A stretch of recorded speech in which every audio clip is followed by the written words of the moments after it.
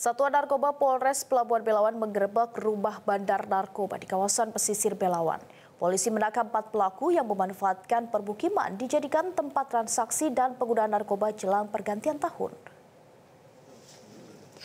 Setelah menerima laporan masyarakat, belasan petugas kepolisian dari Satuan Narkoba Polres Pelabuhan Belawan langsung mengepung rumah bandar narkoba di kawasan Jalan Serdang Udi Kampung, Kelurahan Belawan 1, Kecamatan Medan Belawan, Sumatera Utara.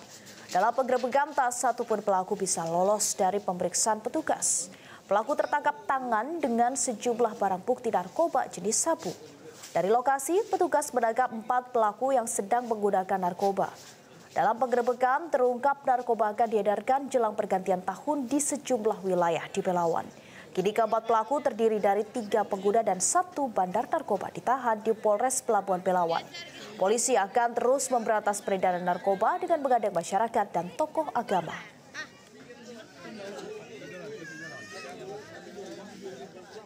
Jelajahi cara baru mendapatkan informasi. Download Metro TV Extend sekarang.